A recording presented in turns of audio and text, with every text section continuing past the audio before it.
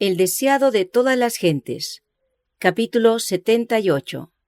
El Calvario. Este capítulo está basado en Mateo 27, versos 31 al 53, Marcos 15, versos 20 al 38, Lucas 23, versos 26 al 46, Juan 19, versos 16 al 30. Y como vinieron al lugar que se llama de la Calavera, le crucificaron allí. Para santificar al pueblo por su propia sangre, Cristo padeció fuera de la puerta. Por la transgresión de la ley de Dios, Adán y Eva fueron desterrados del Edén. Cristo, nuestro sustituto, iba a sufrir fuera de los límites de Jerusalén. Murió fuera de la puerta, donde eran ejecutados los criminales y homicidas. Rebosan de significado las palabras: Cristo nos redimió de la maldición de la ley, hecho por nosotros maldición. Una vasta multitud siguió a Jesús desde el pretorio hasta el Calvario. Las nuevas de su condena se habían difundido por toda Jerusalén y acudieron al lugar de su ejecución personas de todas las clases y jerarquías. Los sacerdotes y príncipes se habían comprometido a no molestar a los seguidores de Cristo si Él les era entregado, así que los discípulos y creyentes de la ciudad y región circundante pudieron unirse a la muchedumbre que seguía al Salvador. Al cruzar Jesús la puerta del atrio del tribunal de Pilato, la cruz que había sido preparada para Barrabás fue puesta sobre sus hombros magullados y ensangrentados. Dos compañeros de Barrabás iban a sufrir la muerte al mismo tiempo que Jesús, y se pusieron también cruces sobre ellos. La carga del Salvador era demasiado pesada para él en su condición débil y doliente. Desde la cena de Pascua que tomara con sus discípulos, no había ingerido alimento ni bebida. En el huerto de Getsemaní había agonizado en conflicto con los agentes satánicos. Había soportado la angustia de la entrega y había visto a sus discípulos abandonarle y huir. Había sido llevado a Anás, luego a Caifás y después a Pilato. De Pilato había sido enviado a Herodes, luego de nuevo a Pilato. Las injurias habían sucedido a las injurias, los escarnios a los escarnios. Jesús había sido flagelado 2 veces, y toda esa noche se había producido una escena tras otra de un carácter capaz de probar hasta lo sumo a un alma humana. Cristo no había desfallecido, no había pronunciado palabra que no tendiese a glorificar a Dios. Durante toda la deshonrosa farsa del proceso, se había portado con firmeza y dignidad, pero cuando después de la segunda flagelación la cruz fue puesta sobre él, la naturaleza humana no pudo soportar más, y Jesús cayó desmayado bajo la carga. La muchedumbre que seguía al Salvador vio sus pasos débiles y tambaleantes, pero no manifestó compasión. Se burló de él y le vilipendió porque no podía llevar la pesada cruz. Volvieron a poner sobre él la carga, y otra vez cayó desfalleciente al suelo. Sus perseguidores vieron que le era imposible llevarla más lejos. No sabían dónde encontrar quien quisiese llevar la humillante carga. Los judíos mismos no podían hacerlo, porque la contaminación les habría impedido observar la Pascua. Entre la turba que le seguía, no había una sola persona que quisiese rebajarse a llevar la cruz. En ese momento, un forastero, Simón Cireneo, que volvía del campo, se encontró con la muchedumbre. Oyó las burlas y las palabras soeces de la turba, oyó las palabras repetidas con desprecio: «Abrid paso para el rey de los judíos». Se detuvo asombrado ante la escena, y como expresara su compasión, se apoderaron de él y colocaron la cruz sobre sus hombros. Simón había oído hablar de Jesús. Sus hijos creían en el Salvador, pero él no era discípulo. Resultó una bendición para él llevar la cruz al Calvario, y desde entonces estuvo siempre agradecido por esta providencia. Ella le indujo a tomar sobre sí la cruz de Cristo por su propia voluntad, y a estar siempre alegremente bajo su carga. Había no pocas mujeres entre la multitud que seguía al inocente a su muerte cruel. Su atención estaba fija en Jesús. Algunas de ellas le habían visto antes, algunas le habían llevado sus enfermos y dolientes, otras habían sido sanadas. Al oír el relato de las escenas que acababan de acontecer, se asombraron por el odio de la muchedumbre hacia aquel por quien su propio corazón se enternecía y estaba por quebrantarse. Y a pesar de la acción de la turba enfurecida y de las palabras airadas de sacerdotes y príncipes, esas mujeres expresaron su simpatía. Al caer Jesús desfallecido bajo la cruz, prorrumpieron en llanto lastimero. Esto fue lo único que atrajo la atención de Cristo. Aunque abrumado por el sufrimiento mientras llevaba los pecados del mundo, no era indiferente a la expresión de pesar. Miró a esas mujeres con tierna compasión. No eran creyentes en él. Sabía que no le compadecían como enviado de Dios, sino que eran movidas por sentimientos de compasión humana. No despreció su simpatía, sino que ésta despertó en su corazón una simpatía más profunda por ellas. «Hijas de Jerusalén», dijo, «no me lloréis a mí, mas llorad por vosotras mismas y por vuestros hijos». De la escena que presenciaba Cristo miró hacia adelante al tiempo de la destrucción de Jerusalén. En ese terrible acontecimiento, muchas de las que lloraban ahora por él iban a perecer con sus hijos. De la caída de Jerusalén, los pensamientos de Jesús pasaron a un juicio más amplio. En la destrucción de la ciudad impenitente, vio un símbolo de la destrucción final que caerá sobre el mundo. Dijo, «Entonces comenzarán a decir a los montes, caed sobre nosotros, y a los collados cubridnos. Porque si en el árbol verde hacen estas cosas, en el seco, ¿qué se hará?» Por el árbol verde Jesús se representó a sí mismo, el Redentor inocente. Dios permitió que su ira contra la transgresión cayese sobre su Hijo amado. Jesús iba a ser crucificado por los pecados de los hombres. ¿Qué sufrimiento iba entonces a soportar el pecador que continuase en el pecado? Todos los impenitentes e incrédulos iban a conocer un pesar y una desgracia que el lenguaje no podría expresar. Entre la multitud que siguió al Salvador hasta el Calvario, había muchos que le habían acompañado con gozosos hosanas y agitando palmas, mientras entraba triunfalmente en Jerusalén. Pero no pocos de aquellos que habían gritado sus alabanzas, porque era una acción popular, participaban en clamar «Crucifícale, crucifícale». Cuando Cristo entró en Jerusalén, las esperanzas de los discípulos habían llegado a su apogeo. Se habían agolpado en derredor de su Maestro, sintiendo que era un alto honor estar relacionados con él. Ahora, en su humillación, le seguían de lejos. Estaban llenos de pesar y agobiados por las esperanzas frustradas. Ahora se verificaban las palabras de Jesús: «Todos vosotros seréis escandalizados en mí esta noche, porque escrito está, heriré al pastor y las ovejas de la manada serán dispersas». Al llegar al lugar de la ejecución, los presos fueron atados a los instrumentos de tortura. Los dos ladrones se debatieron en las manos de aquellos que los ponían sobre la cruz, pero Jesús no ofreció resistencia. La madre de Jesús, sostenida por el amado discípulo Juan, había seguido las pisadas de su hijo hasta el Calvario. Le había visto desmayar bajo la carga de la cruz y había anhelado sostener con su mano la cabeza herida y bañar la frente que una vez se reclinara en su seno. Pero se le había negado este triste privilegio. Juntamente con los discípulos, acariciaba todavía la esperanza de que Jesús manifestara su poder y se librara de sus enemigos. Pero su corazón volvió a desfallecer al recordar las palabras con que Jesús había predicho las mismas escenas que estaban ocurriendo.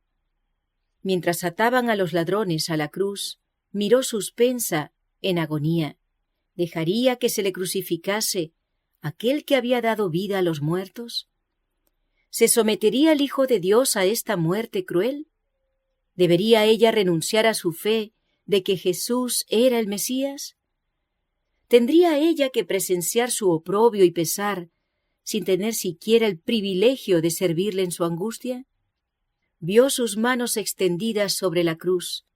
Se trajeron el martillo y los clavos, y mientras éstos se hundían a través de la tierna carne, los afligidos discípulos apartaron de la cruel escena el cuerpo desfalleciente de la Madre de Jesús.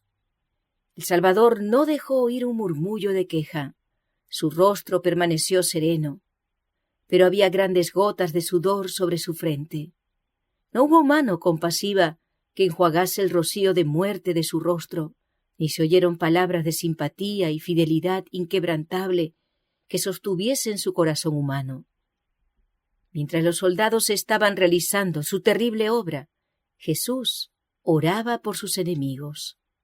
Padre, perdónalos, porque no saben lo que hacen.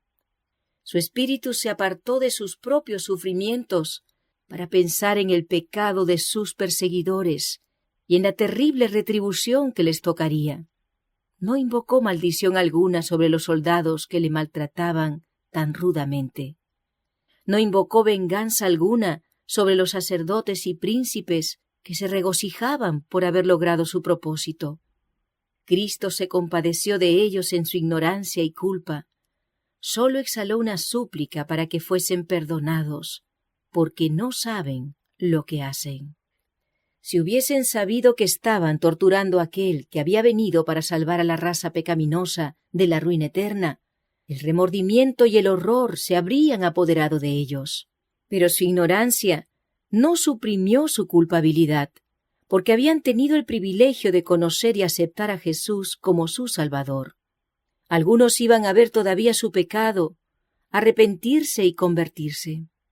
Otros, por su impenitencia, iban a hacer imposible que fuese contestada la oración de Cristo en su favor. Pero asimismo se cumplía el propósito de Dios. Jesús estaba adquiriendo el derecho a ser abogado de los hombres en la presencia del Padre.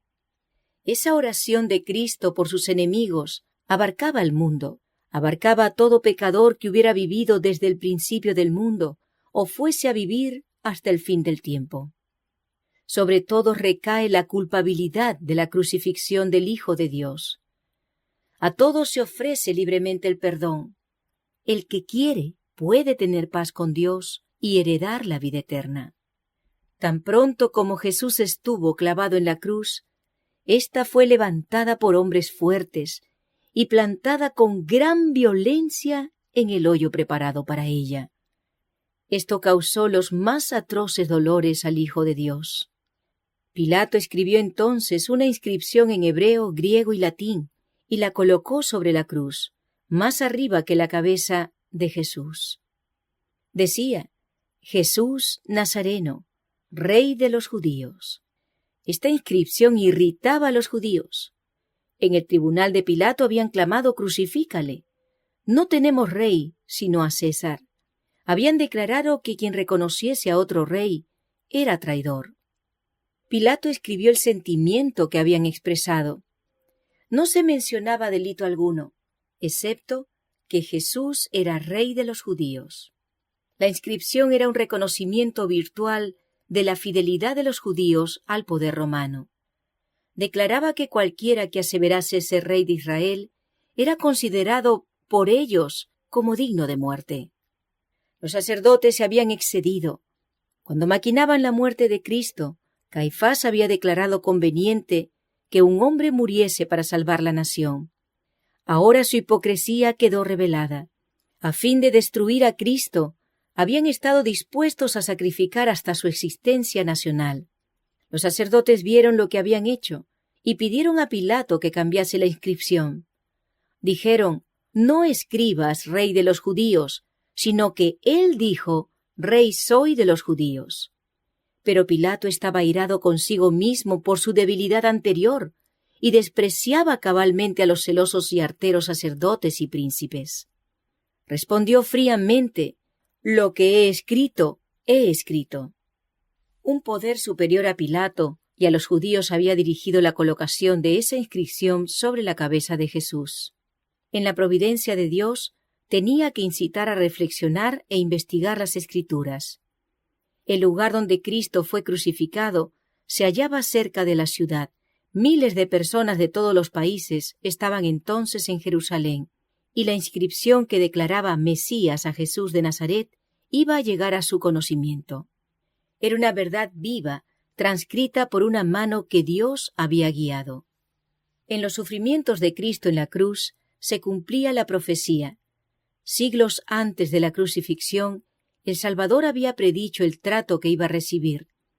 Dijo: «Porque perros me han rodeado, hame cercado cuadrilla de malignos, horadaron mis manos y mis pies.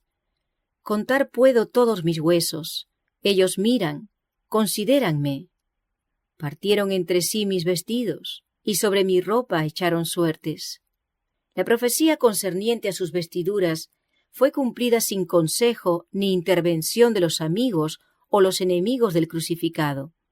Su ropa había sido dada a los soldados que le habían puesto en la cruz. Cristo oyó las disputas de los hombres mientras se repartían las ropas entre sí. Su túnica era tejida sin costura y dijeron: «No la partamos, sino echemos suerte sobre ella, ¿de quién será?». En otra profecía, el Salvador declaró: «La afrenta ha quebrantado mi corazón, y estoy acongojado. Y esperé quién se compadeciese de mí, y no lo hubo. Y consoladores, y ninguno hallé. Pusiéronme además hiel por comida, y en mi sed me dieron a beber vinagre». Era permitido dar a los que sufrían la muerte de cruz una poción estupefaciente que amortiguase la sensación del dolor. Esta poción fue ofrecida a Jesús, pero al probarla, la rehusó. No quería recibir algo que turbase su inteligencia. Su fe debía aferrarse a Dios. Era su única fuerza. Enturbiar sus sentidos sería dar una ventaja a Satanás. Los enemigos de Jesús desahogaron su ira sobre él mientras pendía en la cruz. Sacerdotes, príncipes, escribas se unieron a la muchedumbre para burlarse del Salvador moribundo.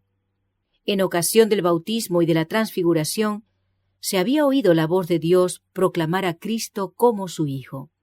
Nuevamente, precisamente antes de la entrega de Cristo, el Padre había hablado y atestiguado su divinidad. Pero ahora la voz del cielo callaba. Ningún testimonio se oía en favor de Cristo. Solo sufría los ultrajes y las burlas de los hombres perversos. «Si eres hijo de Dios», decían, «desciende de la cruz. Sálvese así, si éste es el Mesías, el escogido de Dios». En el desierto de la tentación, Satanás había declarado: «Si eres hijo de Dios, di que estas piedras se hagan pan. Si eres hijo de Dios, échate abajo desde el pináculo del templo». Y Satanás, con ángeles suyos en forma humana, estaba presente al lado de la cruz. El gran enemigo y sus huestes cooperaban con los sacerdotes y príncipes. Los maestros del pueblo habían incitado a la turba ignorante a pronunciar juicio contra uno a quien muchos no habían mirado hasta que se les instó a que diesen testimonio contra él. Los sacerdotes, los príncipes, los fariseos y el populacho empedernido estaban confederados en un frenesí satánico. Los dirigentes religiosos se habían unido con Satanás y sus ángeles. Estaban cumpliendo sus órdenes. Jesús, sufriendo y moribundo, oía cada palabra mientras los sacerdotes declaraban: «A otro salvó, a sí mismo no se puede salvar. El Cristo, Rey de Israel, descienda ahora de la cruz para que veamos y creamos». Cristo podría haber descendido de la cruz, pero por el hecho de que no quiso salvarse a sí mismo, tiene el pecador esperanza de perdón y favor con Dios.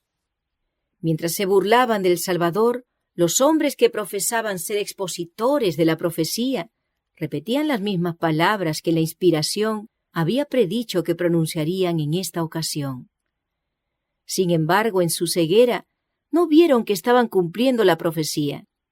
Los que con irrisión dijeron: «Confío en Dios, líbrele ahora si le quiere, porque ha dicho: soy hijo de Dios», no pensaron que su testimonio repercutiría a través de los siglos. Pero aunque fueron dichas en son de burla, estas palabras indujeron a los hombres a escudriñar las Escrituras como nunca lo habían hecho antes. Hombres sabios oyeron, escudriñaron, reflexionaron y oraron. Hubo quienes no descansaron hasta que por la comparación de un pasaje de la Escritura con otro, vieron el significado de la misión de Cristo. Nunca antes hubo un conocimiento tan general de Jesús como una vez que fue colgado de la cruz. En el corazón de muchos de aquellos que presenciaron la crucifixión y oyeron las palabras de Cristo, resplandeció la luz de la verdad.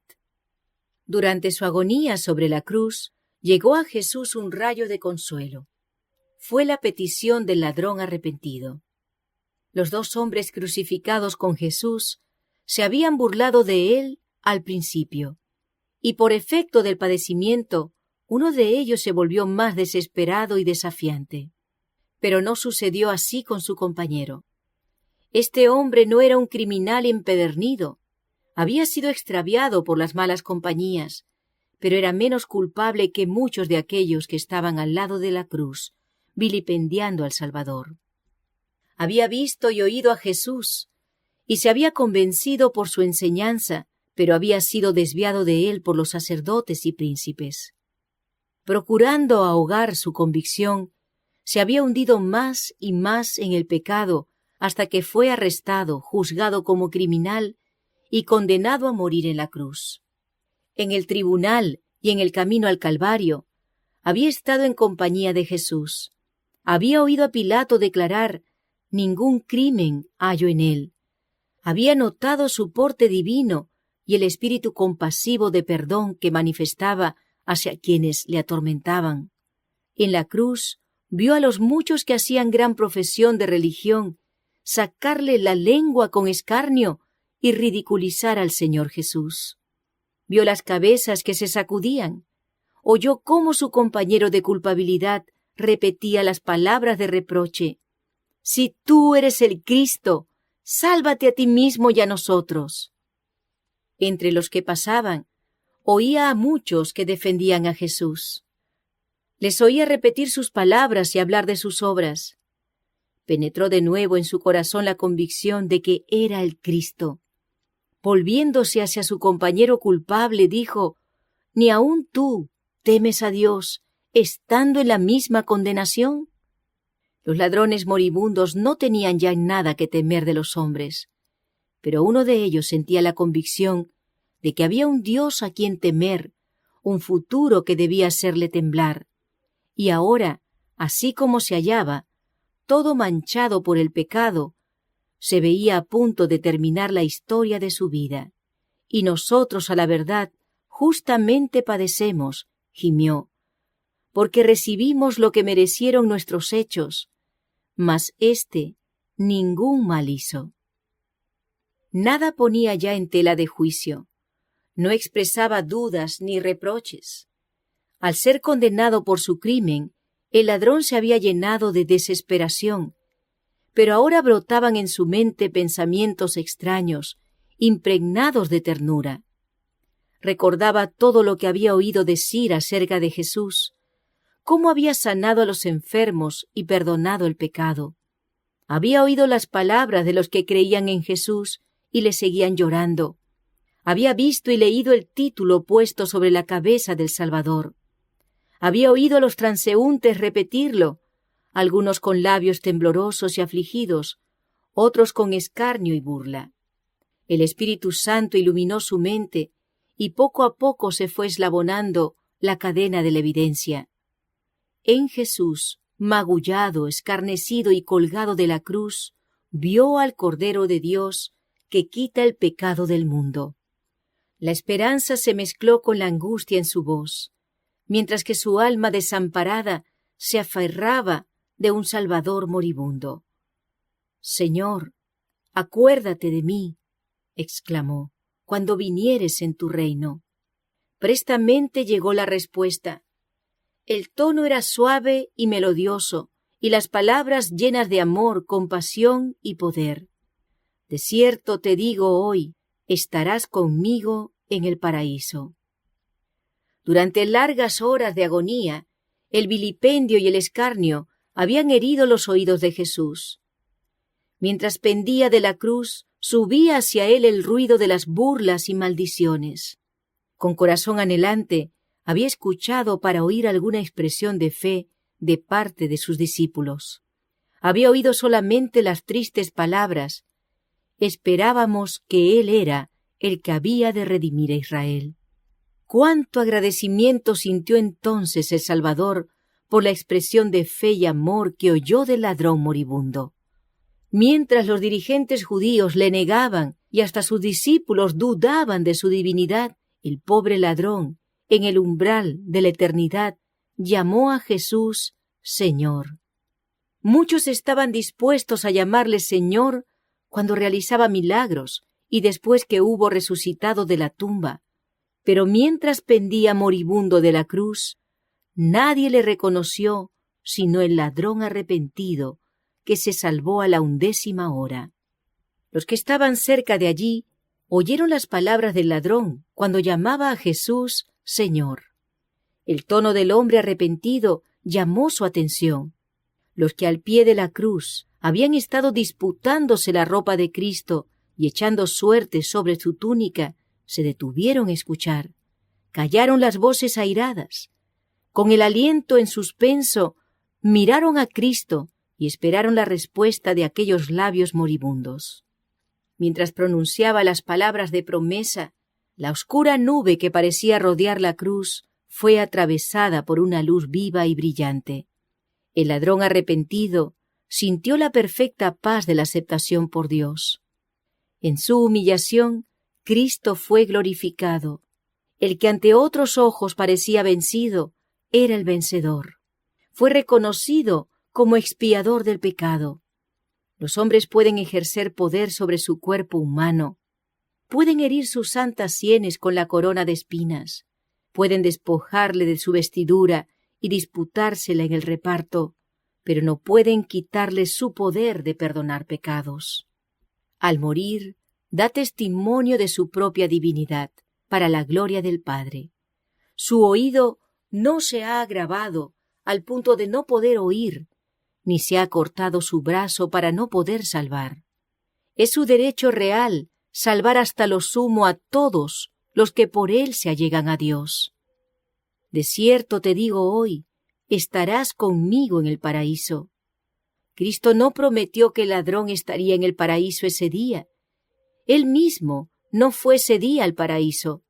Durmió en la tumba y en la mañana de la resurrección dijo: aún no he subido a mi Padre. Pero en el día de la crucifixión, el día de la derrota y tinieblas aparentes, formuló la promesa: hoy, mientras moría en la cruz, como malhechor, Cristo aseguró al pobre pecador: estarás conmigo en el paraíso. Los ladrones crucificados con Jesús estaban uno a cada lado y Jesús en medio. Así se había dispuesto por indicación de los sacerdotes y príncipes. La posición de Cristo entre los ladrones debía indicar que era el mayor criminal de los tres. Así se cumplía el pasaje: fue contado con los perversos. Pero los sacerdotes no podían ver el pleno significado de su acto. Como Jesús crucificado con los ladrones fue puesto en medio, así su cruz fue puesta en medio de un mundo que yacía en el pecado. Y las palabras de perdón dirigidas al ladrón arrepentido encendieron una luz que brillará hasta los más remotos confines de la tierra. Con asombro, los ángeles contemplaron el amor infinito de Jesús, quien, sufriendo la más intensa agonía mental y corporal, pensó solamente en los demás y animó al alma penitente a creer. En su humillación se había dirigido como profeta a las hijas de Jerusalén, como sacerdote y abogado. Había intercedido con el Padre para que perdonase a sus homicidas. Como Salvador amante, había perdonado los pecados del ladrón arrepentido. Mientras la mirada de Jesús recorría la multitud que le rodeaba, una figura llamó su atención. Al pie de la cruz estaba su madre, sostenida por el discípulo Juan. Ella no podía permanecer lejos de su hijo, y Juan, sabiendo que el fin se acercaba, la había traído de nuevo al lado de la cruz. En el momento de morir, Cristo recordó a su madre: Mirando su rostro pesaroso y luego a Juan, le dijo: «Mujer, he ahí tu hijo». Y luego a Juan: «He ahí tu madre». Juan comprendió las palabras de Cristo y aceptó el cometido.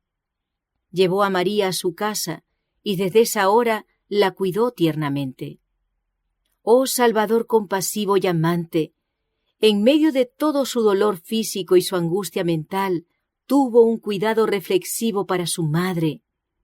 No tenía dinero con que proveer a su comodidad, pero estaba él entronizado en el corazón de Juan y le dio su madre como legado precioso. Así le proveyó lo que más necesitaba, la tierna simpatía de quien la amaba porque ella amaba a Jesús. Y al recibirla como un sagrado cometido, Juan recibía una gran bendición. Le recordaba constantemente a su amado Maestro. El perfecto ejemplo de amor filial de Cristo resplandece con brillo siempre vivo a través de la neblina de los siglos. Durante casi 30 años, Jesús había ayudado con su trabajo diario a llevar las cargas del hogar, y ahora, aún en su última agonía, se acordó de proveer para su madre viuda y afligida. El mismo espíritu se verá en todo discípulo de nuestro Señor. Los que siguen a Cristo sentirán que es parte de su religión respetar a sus padres y cuidar de ellos. Los padres y las madres nunca dejarán de recibir cuidado reflexivo y tierna simpatía de parte del corazón donde se alberga el amor de Cristo. El Señor de Gloria estaba muriendo en rescate por la familia humana. Al entregar su preciosa vida, Cristo no fue sostenido por un gozo triunfante. Todo era lobreguez opresiva. No era el temor de la muerte lo que le agobiaba. No era el dolor ni la ignominia de la cruz lo que le causaba agonía inefable. Cristo era el príncipe de los dolientes. Pero su sufrimiento provenía del sentimiento de la malignidad del pecado, del conocimiento de que por la familiaridad con el mal, el hombre se había vuelto ciego a su enormidad. Cristo vio cuán terrible es el dominio del pecado sobre el corazón humano, y cuán pocos estarían dispuestos a desligarse de su poder.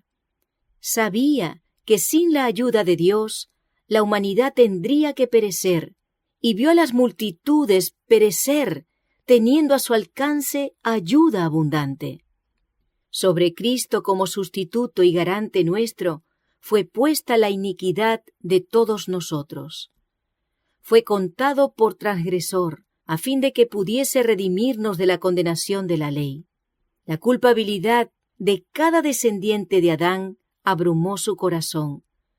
La ira de Dios contra el pecado, la terrible manifestación de su desagrado por causa de la iniquidad, llenó de consternación el alma de su Hijo. Toda su vida, Cristo había estado proclamando a un mundo caído las buenas nuevas de la misericordia y el amor perdonador del Padre. Su tema era la salvación, aún del principal de los pecadores. Pero en estos momentos, sintiendo el terrible peso de la culpabilidad que lleva, no puede ver el rostro reconciliador del Padre. Al sentir el Salvador, que de él se retraía el semblante divino en esta hora de suprema angustia, atravesó su corazón un pesar que nunca podrá comprender plenamente el hombre. Tan grande fue esa agonía que apenas le dejaba sentir el dolor físico. Con fieras tentaciones, Satanás torturaba el corazón de Jesús. El Salvador no podía ver a través de los portales de la tumba. La esperanza no le presentaba su salida del sepulcro como vencedor, ni le hablaba de la aceptación de su sacrificio por el Padre. Temía que el pecado fuese tan ofensivo para Dios que su separación resultase eterna. Sintió la angustia que el pecador sentirá cuando la misericordia no interceda más por la raza culpable. El sentido del pecado que atraía la ira del Padre sobre él como sustituto del hombre fue lo que hizo tan amarga la copa que bebía el Hijo de Dios y quebró su corazón. Con asombro, los ángeles presenciaron la desesperada agonía del Salvador. Las huestes del cielo velaron sus rostros para no ver ese terrible espectáculo. La naturaleza inanimada expresó simpatía por su autor insultado y moribundo. El sol se negó a mirar la terrible escena. Sus rayos brillantes iluminaban la tierra a mediodía, cuando de repente parecieron borrarse. Como fúnebre mortaja, una oscuridad completa rodeó la cruz. Fueron hechas tinieblas sobre toda la tierra hasta la hora de nona. Estas tinieblas, que eran tan profundas como la medianoche, sin luna ni estrellas, no se debía a ningún eclipse ni a otra causa natural. Era un testimonio milagroso dado por Dios para confirmar la fe de las generaciones ulteriores. En esa densa oscuridad se ocultaba la presencia de Dios. Él hace de las tinieblas su pabellón y oculta su gloria de los ojos humanos. Dios y sus santos ángeles estaban al lado de la cruz. El Padre estaba con su Hijo. Sin embargo, su presencia no se reveló. Si su gloria hubiese fulgurado de la nube, habría quedado destruido todo espectador humano. En aquella hora terrible, Cristo no fue consolado por la presencia del Padre. Pisó solo el lagar y del pueblo no hubo nadie con él. Con esa densa oscuridad, Dios veló la última agonía humana de su Hijo. Todos los que habían visto a Cristo sufrir estaban convencidos de su divinidad. Ese rostro, una vez contemplado por la humanidad, no sería jamás olvidado. Así como el rostro de Caín expresaba su culpabilidad de homicida, el rostro de Cristo revelaba inocencia, serenidad, benevolencia, la imagen de Dios. Pero sus acusadores no quisieron prestar atención al sello del cielo. Durante largas horas de agonía, Cristo había sido mirado por la multitud escarnecedora. Ahora le ocultó misericordiosamente el manto de Dios. Un silencio sepulcral parecía haber caído sobre el Calvario. Un terror sin nombre dominaba la muchedumbre que estaba rodeando la cruz. Las maldiciones y los vilipendios quedaron a medio pronunciar. Hombres, mujeres y niños cayeron postrados al suelo. Rayos vívidos fulguraban ocasionalmente de la nube y dejaban ver la cruz y el Redentor crucificado. Sacerdotes, príncipes, escribas, verdugos y la turba, todos pensaron que había llegado su tiempo de retribución. Después de un rato, alguien murmuró que Jesús bajaría ahora de la cruz. Algunos intentaron regresar a tientas a la ciudad, golpeándose el pecho y llorando de miedo. A la hora nona, las tinieblas se elevaron de la gente, pero siguieron rodeando al Salvador. Eran un símbolo de la agonía y horror que pesaban sobre su corazón. Ningún ojo podía atravesar la lobreguez que rodeaba la cruz, y nadie podía penetrar la lobreguez más intensa que rodeaba el alma doliente de Cristo. Los airados rayos parecían lanzados contra él mientras pendía de la cruz. Entonces exclamó Jesús a gran voz, diciendo: «Eloí, Eloí, lama sabactaní». Dios mío, ¿por qué me has desamparado? Cuando la lobreguez exterior se asentó en derredor del Salvador, muchas voces exclamaron: «La venganza del cielo está sobre él». Son lanzados contra él los rayos de la ira de Dios, porque se declaró Hijo de Dios. Muchos que creían en él oyeron su clamor desesperado. La esperanza los abandonó. Si Dios había abandonado a Jesús, ¿en quién podían confiar sus seguidores? Cuando las tinieblas se alzaron del espíritu oprimido de Cristo, recrudeció su sentido de los sufrimientos físicos y dijo: «Sed tengo». Uno de los soldados romanos, movido a compasión al mirar sus labios resecos, colocó una esponja en un tallo de hisopo y, sumergiéndola en un vaso de vinagre, se la ofreció a Jesús. Pero los sacerdotes se burlaron de su agonía. Cuando las tinieblas cubrieron la tierra, se habían llenado de temor. Pero al disiparse su terror, volvieron a temer que Jesús se les escapase todavía. Interpretaron mal sus palabras Eloí, Eloí, lama sabactaní. Con amargo desprecio y escarnio dijeron, a Elías llama éste. Rechazaron la última oportunidad de aliviar sus sufrimientos. Deja, dijeron, veamos si viene Elías a librarle. El inmaculado Hijo de Dios pendía de la cruz. Su carne estaba lacerada por los azotes. Aquellas manos, que tantas veces se habían extendido para bendecir, estaban clavadas en el madero. Aquellos pies tan incansables en los ministerios de amor estaban también clavados a la cruz. Esa cabeza real estaba herida por la corona de espinas. Aquellos labios temblorosos formulaban clamores de dolor.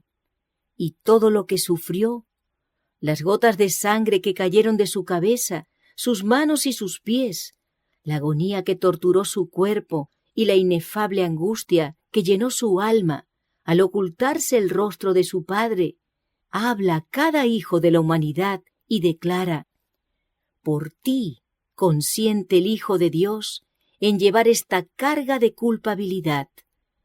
Por ti saquea el dominio de la muerte y abre las puertas del paraíso. El que calmó las airadas ondas y anduvo sobre la cresta espumosa de las olas, el que hizo temblar a los demonios y huir a la enfermedad, el que abrió los ojos de los ciegos y devolvió la vida a los muertos, se ofrece como sacrificio en la cruz, y esto por amor a ti. Él, el expiador del pecado, soporta la ira de la justicia divina, y por causa tuya se hizo pecado. En silencio, los espectadores miraron el fin de la terrible escena. El sol resplandecía, pero la cruz estaba todavía rodeada de tinieblas. Los sacerdotes y príncipes miraban hacia Jerusalén, y he aquí, la nube densa se había asentado sobre la ciudad y las llanuras de Judea. El sol de justicia, la luz del mundo, retiraba sus rayos de Jerusalén, la que una vez fuera la ciudad favorecida. Los fieros rayos de la ira de Dios iban dirigidos contra la ciudad condenada. De repente, la lobreguez se apartó de la cruz, y en tonos claros como de trompeta, que parecían repercutir por toda la creación, Jesús exclamó, consumado es. Padre, en tus manos encomiendo mi espíritu. Una luz circulló la cruz, y el rostro del Salvador brilló con una gloria como la del sol. Inclinó entonces la cabeza sobre el pecho y murió. Entre las terribles tinieblas, aparentemente abandonado de Dios, Cristo había apurado las últimas heces de la copa de la desgracia humana. En esas terribles horas había confiado en la evidencia que antes recibiera de que era aceptado de su Padre. Conocía el carácter de su Padre, comprendía su justicia, su misericordia y su gran amor. Por la fe, confió en aquel a quien había sido siempre su placer obedecer. Y mientras, sumiso, se confiaba a Dios, desapareció la sensación de haber perdido el favor de su Padre. Por la fe, Cristo venció. Nunca antes había presenciado la tierra una escena tal. La multitud permanecía paralizada y con aliento en suspenso miraba al Salvador. Otra vez descendieron tinieblas sobre la tierra y se oyó un ronco rumor, como de un fuerte trueno. Se produjo un violento terremoto que hizo caer a la gente en racimos. Siguió la más frenética confusión y consternación. En las montañas circundantes se partieron rocas que bajaron con fragor a las llanuras. Se abrieron sepulcros y los muertos fueron arrojados de sus tumbas. La creación parecía estremecerse hasta los átomos. Príncipes, soldados, verdugos y pueblo yacían postrados en el suelo. Cuando los labios de Cristo exhalaron el fuerte clamor, consumado es, los sacerdotes estaban oficiando en el templo. Era la hora del sacrificio vespertino. Habían traído para matarlo el cordero que representaba a Cristo. Ataviado con sus vestiduras significativas y hermosas, el sacerdote estaba con el cuchillo levantado, como Abraham, a punto de matar a su hijo. Con intenso interés, el pueblo estaba mirando. Pero la tierra tembló y se agitó, porque el Señor mismo se acercaba. Con un ruido desgarrador, el velo interior del templo fue rasgado de arriba abajo por una mano invisible, que dejó expuesto a la mirada de la multitud un lugar que fuera una vez llenado por la presencia de Dios. En este lugar había morado la Shekinah. Allí Dios había manifestado su gloria sobre el propiciatorio. Nadie, sino el sumo sacerdote, había alzado jamás el velo que separaba este departamento del resto del templo. Allí entraba una vez al año para hacer expiación por los pecados del pueblo. Pero he aquí, este velo se había desgarrado en dos. Ya no era más sagrado el lugar santísimo del santuario terrenal. Todo era terror y confusión. El sacerdote estaba por matar la víctima, pero el cuchillo cayó de su mano enervada y el cordero escapó.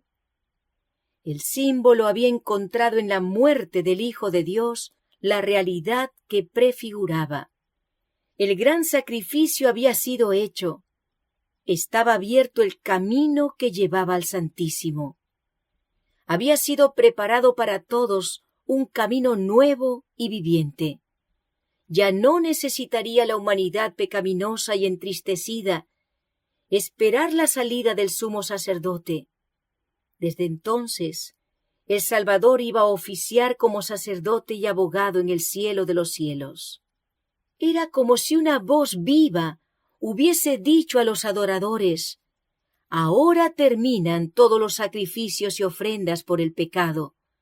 El Hijo de Dios ha venido conforme a su palabra. Heme aquí, en la cabecera del libro está escrito de mí, para que haga, oh Dios, tu voluntad.